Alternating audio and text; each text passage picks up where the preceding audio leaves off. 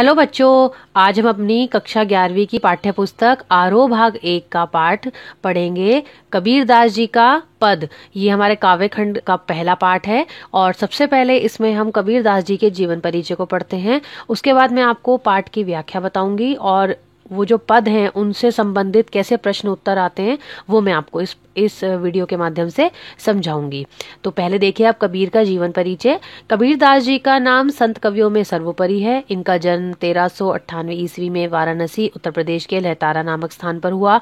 कबीरदास जी ने स्वयं को काशी का जुलाहा कहा। इनके विधिवत साक्षर होने का कोई प्रमाण नहीं मिलता। ये स्वयं कहते हैं, ससी कागज छुयो नहीं, कलम गही नहीं हाथ। इनका देहावसान 1518 ईस्वी में बस्ती के निकट मगहर में हुआ। रचनाएं। कबीरदास के पदों का संग्रह बीजक नामक पुस्तक में है, जिसमें साखी शबद और रामायणी संकलित हैं। साहित्यिक परिचय। कबीरदास जी भक्ति काल के निर्गुण धारा के ज्ञानाशयी शाखा के प्रतिनिधि कवि हैं। इन पर नाथों, सिद्धों और सूफी संतों की बातों का प्रभाव है। वे कर्मकांड और वेद विचार के विरोधी थे तथा जाति भेद, वर्ण भेद तथा संप्रदाय भेद के स्थान पर प्रेम, सद्भाव और समानता का समर्थन करते थे। कबीर घुमक्कड़ थे, इसलिए इनकी भाषा में उत्तर भारत की अनेक बोलियों के शब्द पाए जाते हैं। इनकी भाषा की विभिन्न प्रादेशिक भाषाओं के मेल से बनी होने के कारण इनकी भाषा को खिचड़ी या सदुकड़ी भाषा भी कहा जाता है। वे अपनी बात को साफ साफ एवं दो टूक शब्दों में प्रभावी ढंग से कह देते थे। तो इनके लिए कहा भी गया है कि बन पड़ा तो सीधे सीधे, नहीं हुआ तो दरेरा देकर। तो ये कबीरदास जी का जीवन परिचय है। अब बच्चों, दोनों पदों में क्या सार मिलता है, क्या सारांश है दोनों पदों का, ये मैं आपको बताऊंगी, फिर इसकी व्याख्या बताऊंगी। तो पहले पद में कबीर ने परमात्मा को सृष्टि के कण कण में देखा है, ज्योति रूप में स्वीकारा है तथा उसकी व्याप्ति चराचर संसार में दिखाई है। इसी व्याप्ति को अद्वैत सत्ता के रूप में देखते हुए विभिन्न उदाहरणों के द्वारा रचनात्मक अभिव्यक्ति दी है। कबीरदास ने आत्मा और परमात्मा को एक ही रूप में देखा है। संसार के लोग अज्ञानवश इन्हें अलग अलग मानते हैं। कबीर पानी, हवा, प्रकाश आदि के उदाहरण देकर उन्हें एक जैसा बताते हैं। बाड़ी लकड़ी को काटता है परंतु आग को कोई नहीं काट सकता। परमात्मा सभी के हृदय में विद्यमान है, माया के कारण इसमें अंतर दिखाई देता है। दूसरे पद में कबीर ने बाह्य आडंबरों पर चोट करते हुए कहा है कि अधिकतर लोग अपने भीतर की ताकत को ना पहचानकर अनजाने में अवास्तविक संसार से रिश्ता बना बैठते हैं और वास्तविक संसार से बेखबर रहते हैं। कबीर के अनुसार ये संसार पागल हो गया है। यहाँ सच कहने वालों का विरोध तथा झूठ पर विश्वास किया जाता है। हिंदू और मुसलमान राम और रहीम के नाम पर लड़ रहे हैं, जबकि दोनों ही ईश्वर का मर्म नहीं जानते। दोनों बाह्य आडंबरों में उलझे हुए हैं। नियम, धर्म, टोपी, माला, छाप, तिलक, पीर, औलिया, पत्थर पूजने वाले तथा कुरान की व्याख्या करने वाले खोखले गुरु शिष्यों को आडंबर बताकर उनकी निंदा की है। तो बच्चों, ये थे हमारे दोनों पदों के सार कि हमें इसमें क्या पढ़ने को मिलेगा। अब हम देखते हैं इसकी व्याख्या और फिर इसमें काव्यगत क्या सौंदर्य है और इन पद में से कैसे प्रश्न बन जाते हैं और कैसे उनके उत्तर दिए जाते हैं। तो पहला देखिए आप, हम तो एक करी जाना, दो ही कहे तिनकी ही को दो गज जिन नहीं पहचाना, एके पवन एके ही पानी एके ज्योति समाना, एके खाक गड़े सब भांडे एके कोहरे साना, जैसे बाड़ी काष्ठी काटे आग्नि न काटे कोई, सब घटी अंतरी तू ही व्यापक धरे स्वरूपे सोई, माया देखी के जगत लुभाना, कहे रे नर गरबाना, निर्भय भया कछु नाही भ्यापे, काहे कबीर दीवाना। तो देखिए इसमें कठिन शब्द देखिए। पहले एक का अर्थ है एक मतलब परमात्मा एक, दो ही मतलब दो, तिनिगी मतलब उनको, दो जग मतलब नरक, नहीं मतलब नहीं, एके मतलब एक, पवन हवा, ज्योति यानी प्रकाश, समाना मतलब व्याप्त यानी समाई हुई है, खाक मतलब मिट्टी, गड्ढे गड्ढे मतलब रचे हुए जो रचा हुआ होता है, भांडे मतलब बर्तन, कोहरा मतलब कुमार, साना मतलब एक साथ मिलाकर, बाड़ी मतलब बढ़ई जो लकड़ियां काम करते हैं, काष्ठ मतलब लकड़ी, अगिनी अगिनी मतलब आग, घटी मतलब घड़ा या हृदय, अंतरी मतलब भीतर या अंदर, व्यापक मतलब विस्तृत यानी व्यापक जिसका विस्तृत विस्तार हो, धरे मतलब रखे, स्वरूपे मतलब स्वरूप, सोई मतलब वही, जगत मतलब संसारा, लुभाना मतलब मोहित करना या लुभावना, नर मतलब मनुष्य, गर्वाना मतलब गर्व करना, निर्भय मतलब निडर, भया मतलब हुआ और दीवाना मतलब बैरागी। तो देखिए इसमें क्या है, पहले संदर्भ लिखेंगे। प्रस्तुत पद पाठ्य पुस्तक आरोह भाग 1 में संकलित निर्गुण परंपरा के सर्वश्रेष्ठ कवि कबीर के पदों से उद्गृत है। और प्रसंग क्या आएगा कि इस पद में कबीर ने एक ही परम तत्व की सत्ता को स्वीकार किया है, जिसकी पुष्टि वे कई उदाहरणों से करते हैं। तो अब देखिए कबीरदास जी क्या कह रहे हैं। हम तो एक करी जाना, कबीरदास जी कहते हैं कि हमने तो जान लिया है कि ईश्वर एक ही है। दो ही कहे तिनको दो जग जिन नहीं पहचाना, इस तरह से मैंने ईश्वर को अद्वैत रूप को पहचान लिया है। हालांकि कुछ लोग ईश्वर को अलग अलग बताते हैं, उनके लिए नरक की स्थिति है, क्योंकि वे वास्तविकता को नहीं पहचानते। एके पवन एके पानी एके ज्योति समाना, क्या कह रहे हैं कि वे परमात्मा और आत्मा को अलग अलग मानते हैं। तो वो क्या कह रहे हैं कि जो ईश्वर है वो एक है, एक जैसी संसार में हवा बहती है, एक जैसा पानी है, एक ही प्रकाश जिसमें सब समाये हुए हैं। तो इसलिए सब जब एक ही है तो ईश्वर भी एक ही है। एक एक खाक गड़े सब भांडे एक एक कोरे साना, क्या कह रहे हैं कि कुम्हार भी एक ही तरह की मिट्टी से सब बर्तन बनाता है, भले ही बर्तनों का आकार अलग अलग होता है। आपने देखा होगा जो कुम्हार बर्तन बनाता है वो अलग अलग आकार बना सकता है, लेकिन होते एक ही हैं। इसी प्रकार से ईश्वर भी अलग अलग आप नाम लेते हैं, लेकिन है ईश्वर एक ही।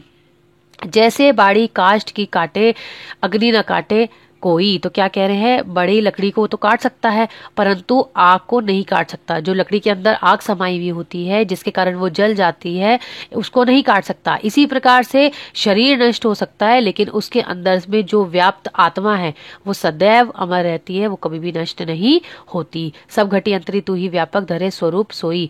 तो वो यही कह रहे हैं कि इसमें क्या है कि सबके अंदर जो आत्मा है उसको आप नष्ट नहीं कर सकते। माया देखी जगत लुभाना काहे रे नर गरवाना, तो इसमें क्या कह रहे हैं, परमात्मा कहते हैं कि हम लोग ये जो माया जाल में हम फंसे हुए हैं, इस माया जाल के कारण हम पहचान नहीं पाते और वही संसार हमें लुभाता है। इसलिए मनुष्य को किसी की बात को लेकर घमंड नहीं करना चाहिए। जो गरबाना शब्द दिया हुआ है कि नरना गरबाना, जब हमें पता है कि हम एक दिन मिट्टी में ही मिल जाएंगे और हमारी सिर्फ आत्मा मर रहेगी, तो हमें किसी भी चीज पर गर्व नहीं करना चाहिए।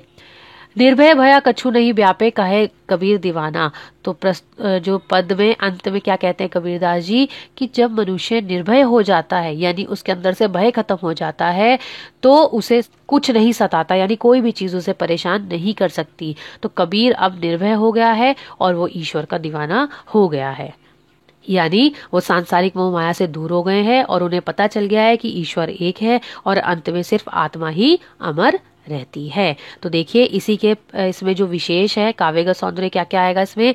कबीर ने आत्मा और परमात्मा को एक बताया है। उन्होंने मोह माया व गर्भ की व्यर्थता पर प्रकाश डाला है। एक एक में यमक अलंकार है, खाक और कोहरा में पुरुषोक्ति प्रकाश अलंकार है।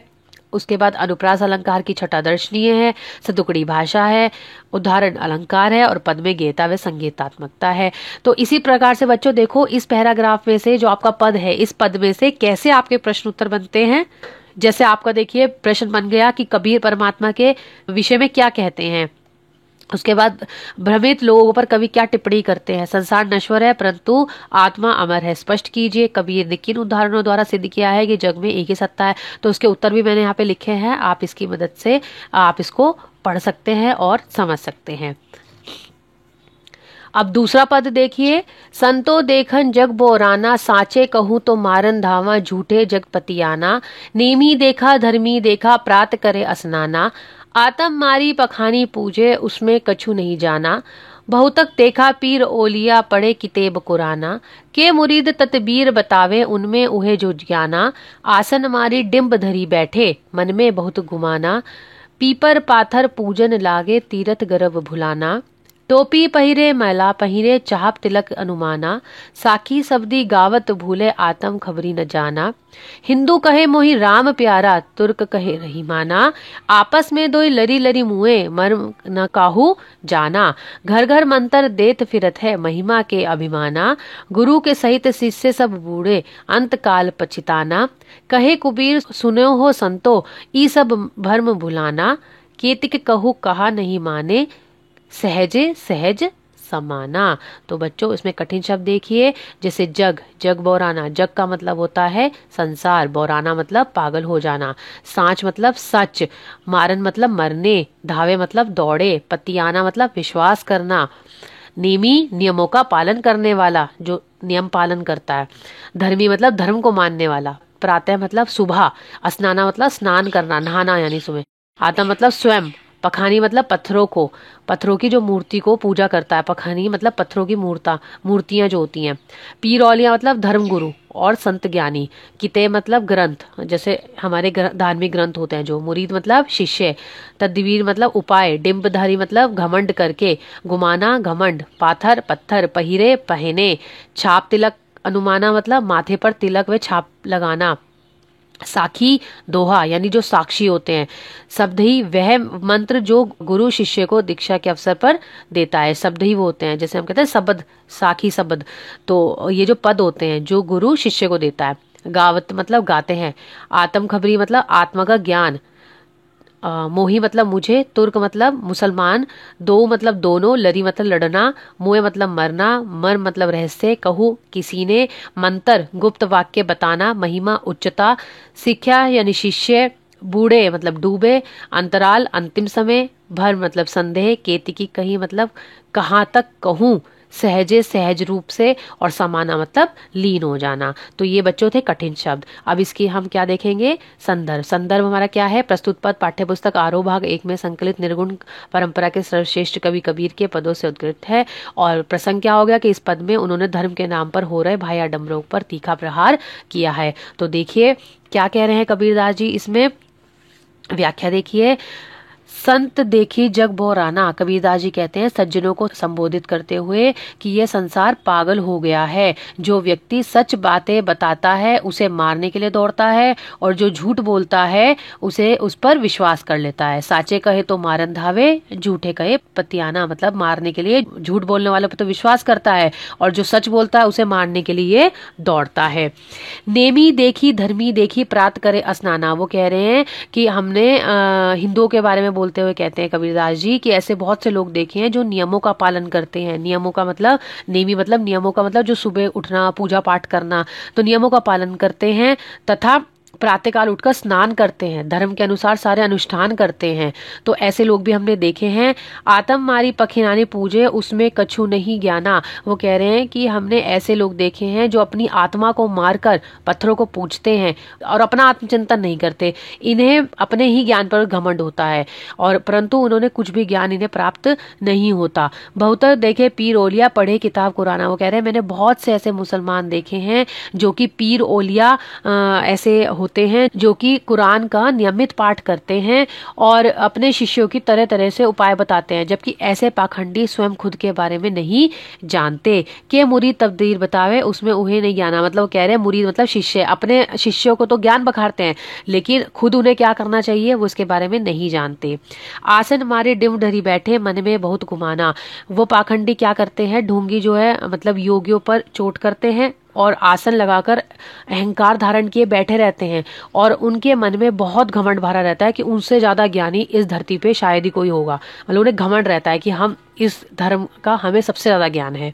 उसके बाद कबीरदास जी आगे कहते हैं कि पीपर पाथन पूजा लागे तीरथ गर्व भुलाना। कबीरदास जी लोगों के बारे में कहते हुए कहते हैं कि लोग पीपल पत्थर को पूजने लगे हैं, वे तीर्थ यात्रा आदि करके गर्व का अनुमान करते हैं, मतलब गर्व में अनुभव करते हैं कि हमने जो है पत्थर पूजे, हम यहाँ गए, तीर्थ स्थान गए। तो गर्व नहीं करना चाहिए।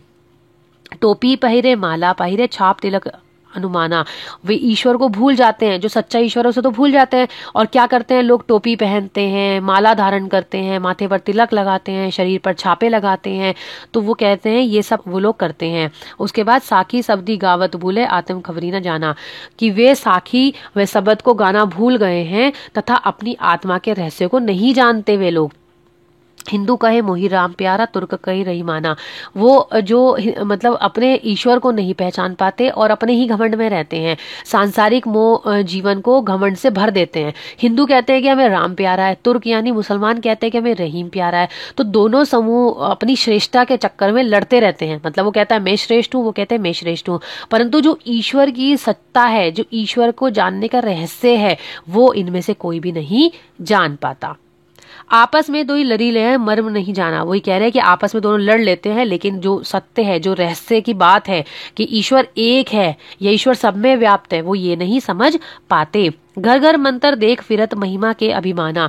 समाज में पाखंड गुरु घर घर जाकर लोगों को मंत्र देते फिरते हैं। आपने देखा होगा धर्मगुरु कई बार मंत्र देते हैं, वो देते रहते हैं, उन्हें सांसारिक मोह माया का बहुत अभिमान होता है। ऐसे में गुरु व शिष्य सब अज्ञान में डूब जाते हैं। गुरु के सहित सिक्के सब ढूंढे अंतकाल पछताना। और जब गुरु और शिष्य अज्ञानता में डूब जाते हैं तो इनको सबको अंतकाल में पछताना ही पड़ेगा, यानी ये पछताते ही हैं। काहे कबीर सुनो तो संतो, ई सब भर्म भुलाना। कबीर दास जी कहते हैं कि हे संतो, वे सब माया को सब कुछ मानते हैं तथा ईश्वर भक्ति को भूल जाते हैं। मतलब जो सच्ची भक्ति है उसे तो भूल जाते हैं, लेकिन वो भी माया के चक्कर में पड़ जाते हैं। तो उन्हें इतना ही समझाओ कि ये नहीं मानते, मतलब वो हमें ईश्वर को मानना चाहिए, इन सब में नहीं पड़ना चाहिए। केती की कहू कहा नहीं माने, सहज सह समाना। इतना वो कबीरदास जी कहते हैं कि सच यही है कि ईश्वर तो सहज साधना से ही मिल जाते हैं। ये सब करने से, आडंबर करने से ईश्वर नहीं प्राप्त हो सकते। तो यहाँ पे कबीर ने बाह्य डंबरों के बारे में बताया है और दोनों ही धर्मों को उन्होंने क्या करा है, केंद्र दोनों ही धर्मों के लोगों के बारे में बताया है कि दोनों ही धर्म अपने अपने, यानी हिंदू और मुसलमान अपने अपने शिष्य बनाकर अपनी ही मोह माया में फंसे रहते हैं। तो विशेष देखिए इसमें क्या है, कवि ने धार्मिक आडंबरों पर करारी चोट की है, उन्होंने पाखंडी धर्मगुरु को लताड़ लगाई है, सदुगुड़ी भाषा है, अनुप्रास अलंकार की छटा दर्शनीय है, चित्रात्मकता है, कबीर का अक्खड़पन स्पष्ट है, पद में गेता व संगीतात्मकता है। तो बच्चों ये थे आपके व्याख्या और इसमें जो विशेष था। उसके बाद ये 4 प्रश्न मैंने दिए हैं जो इस पद में से बन सकते हैं और इनके उत्तर भी दिए हैं, तो आप इसको भी ध्यान से पढ़ लीजिए। जैसे कबीर किसे संबोधित करते हैं तथा क्यों, कबीर संसार को पागल क्यों कहता है, कबीर ने हिंदुओं के किन आडंबरों पर चोट की है तथा मुसलमानों के किन आडंबरों पर व्यंग किया है, और अज्ञानी गुरु व शिष्यों की क्या गति होती है। तो ये जो क्वेश्चन है इस तरह से बन के आ जाते हैं और आपको इसी पद में से ढूंढ के इनके उत्तर भी लिखने होते हैं। तो बच्चों ये वीडियो आपको कैसे लगी मुझे कमेंट करके जरूर बताएं। धन्यवाद।